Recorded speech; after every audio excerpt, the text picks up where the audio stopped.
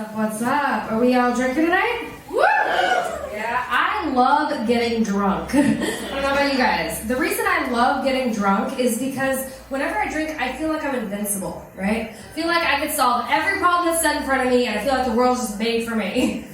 So I pretty much feel like a white man feels all the time. One of my favorite things about being drunk is that if I'm talking to someone that I don't want to talk to anymore, I just leave mid-conversation. Mid-word. But it's like, alright, that bitch was drunk. Sometimes I just pretend to be drunk just to get out of conversations.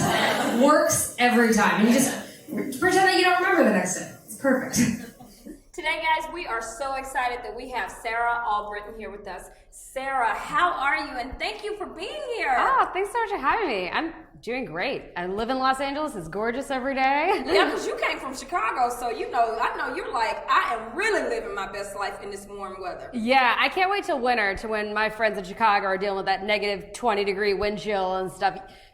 You don't know how bad it is until you got that. Yeah. Chicago is disrespectful. Chicago is just flat out wrong. I don't like Chicago just simply because people still go to work in that weather. Oh yeah, they do. Like they never cancel school. Atlanta gets 2 inches of snow and everything's canceled. Yeah, shut down. Everything terminated. Everything's gone. Chicago, no. You never get canceled days unless it's so cold that people might die waiting on the bus for school. That's the level. And how cold is that? Like you have to worry about death waiting on the bus. Did you hear what she just said? Oh, we're not canceling the weather unless the death is going to be upon you waiting on Metro number 6.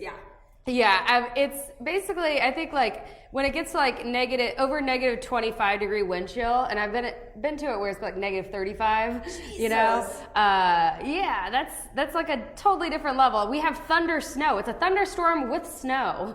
That is a thing. I've never heard of thunder snow, and I don't want to. All right, well, let us know how that transition was actually moving from Chicago. How long have you been here in LA? I've been here almost 4 months now. Oh, you a new baby. I'm still pretty new. I love it though. It's very different, but in a good way.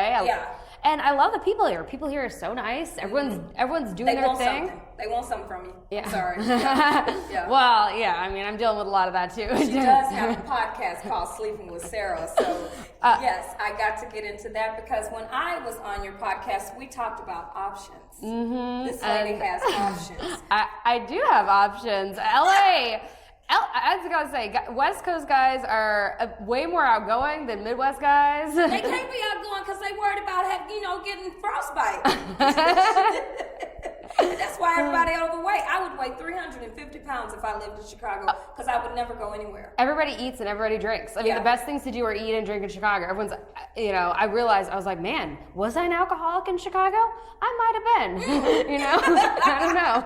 So how did you come about to name your podcast Sleeping with Sarah? Well, I decided, I had joked around for a while because I have a lot of material I have a sleeping disorder called narcolepsy, where you sleep a lot. And it's a very simplified version. It's a bit more complicated than that. But I always thought it was funny. I'd be like, well, what if I had a podcast where I interview people in my bed, And I joked about that with my friends for a while. I had a roommate who's also a comic, Emily Galati. She said, oh, you should totally do that. People would do that. And I was like, no, they wouldn't do that. And she's like, no, you call it Sleeping with Sarah. And I was like, I love alliteration. So I was like, hell yeah, Sleeping with Sarah was born. Okay, you mentioned your sleeping disorder. Mm-hmm. Now, I love that you've twisted that into something positive with your podcast. Now, does that ever hold you back, or does that ever have any, thing to do with comedy as far as stipulations, anything like that? I mean, well, no, I've never fallen asleep on stage. But think about how many hours you've been on stage. Have you ever sneezed on stage? I don't think so. I had a cough attack once though. Well, I think your body knows you're being watched. I've had moments where I was really sick and went and did a show anyways, and for that 10, 15 minutes, my body was able to push through, and when I was on stage, make that show happen. Yeah. But right after I got off stage, I was exhausted. Yeah. So I think your body kind of knows you're being watched. Also, I mean, it's, it doesn't just happen at a drop of a hat. There are different things. It usually happens at a shock or a change or a big surprise where you fall down, where the falling down happens. And so I just try to do a reverse acting exercise where I there's an acting exercise where you close your eyes and breathe and like unpeel the onion. I do the reverse of that before I go anywhere, so I don't get surprised a lot. That's why I'll be at comedy shows and things are hilarious, but I don't laugh a lot because you're waiting. Yeah. You want to hold that moment. I want to hold that moment, or I want to not laugh so much that I fall asleep, which has happened before. Wow. So I don't need to tickle you to death. Oh. I'm sorry. You can. The thing is, I find that laughing about it really just helps. Like it's not. I'm not dying. It's just I sleep a lot. It's a thing I think it's because I've lived with it for so long.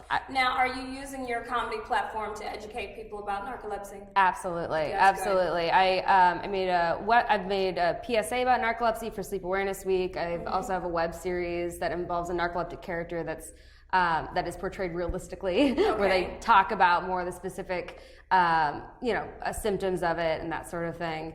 And I've had people reach out to me, which has been really great, saying that it's so nice to see something that's portrayed realistically versus just as a prop or, not. Yes. I feel like a lot of invisible disability characters end up being props and just like for one-off jokes and not three-dimensional characters. Nice. Yeah. Okay, well that's good. You're turning that into something positive, and you already know when somebody reaches out to you, it makes us feel good because means like, man, my life has purpose and I'm doing something with my life. So that's absolutely amazing. Now back to this sleeping with Sarah and having these options. What's going on with our personal life? Like these fellas.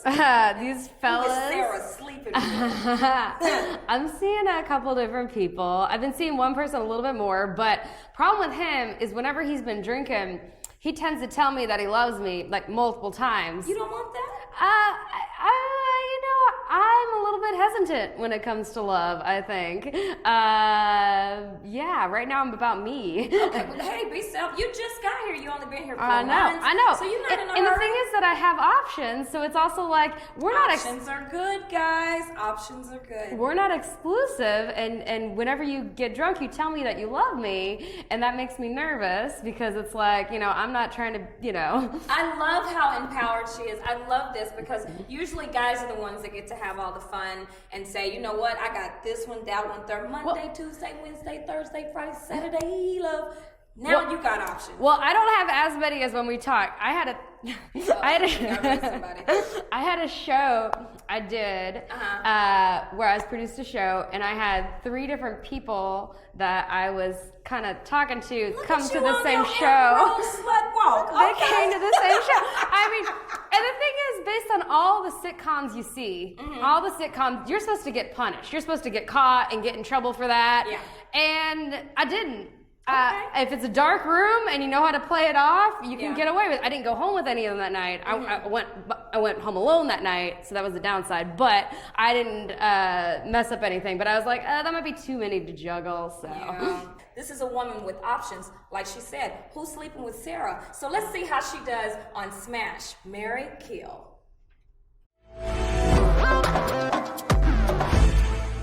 All right, Sarah, this has been so much fun, but you're a girl with options, so this next game is going to be everything. Guys, Sarah has shown us what she can do, but let her show us who she would smash, marry, or kill. Ooh. All right, I'm going to give you some names, Sarah. All right. Smash, marry, or kill. All right? Ooh, that's a good one. Louis C.K., Jerry Seinfeld, or Zach Galifianakis? Yeah. Oh, man. Smash, marry, kill. Well, probably kill Louis C.K. Stab him. Cut the meat all the way off. Bleed out, man. Drive. On the side of the highway. Sorry, go ahead. Marry Jerry because he's got that Seinfeld money. Yes, Jerry got that Seinfeld money. And okay. I guess sleep with Zach Galifianakis. Because it probably would be funny. He probably make me laugh in bed, which is always fun. We don't want you to laugh too much because you'll fall asleep during sex. Oh no, that's one time I never fall asleep. All right, Sarah. Okay, who's next? Jimmy Kimmel, Jimmy Fallon, or Stephen Colbert? Yeah, that's a good list. All right. Here's Jimmy. I don't think I could kill any of them. Oh, sorry, that was a Black Moon song. Okay, my bad. Jimmy Kimmel, Jimmy Fallon, Stephen Colbert. I think I would marry Jimmy Kimmel, 'cause he also has narcolepsy, much lower case than I I. don't think both of y'all can be there. Is that gonna work? That ain't gonna work. Yeah, because both of y'all gonna be asleep, and who gonna be there to wake the other one up? Man, that is really hard. I don't know who I would kill. I would. Man, I might.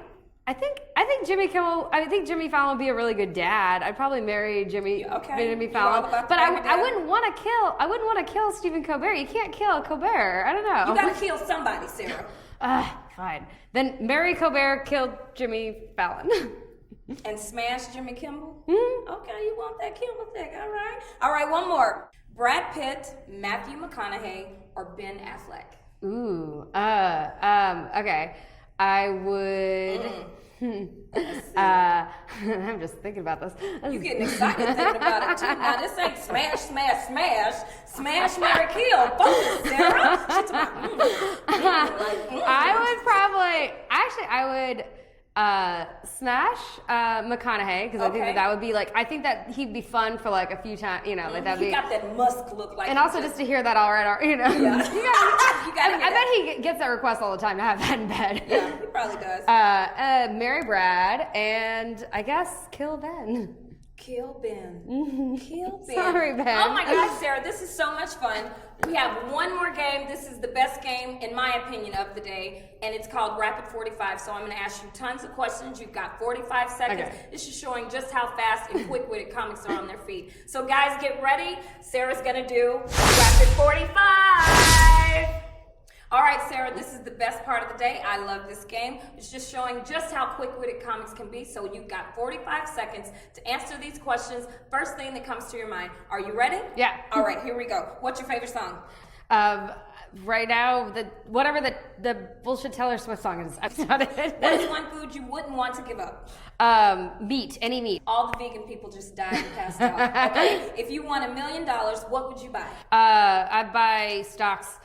That's a good white answer. Okay, if you had access to a time machine, where and when would you go? I would go back to like maybe the 70s and be a hippie and do drugs. If you could add a person to Mount Rushmore, who would it be? Obama. All right. Right on time. We'll take that on the first 45. Guys, unfortunately, that is our time. We have had such an amazing time with Sarah Albritton, and we are so thankful that she's here. But make sure you tune in, and thank you for watching Coffee with Crystal.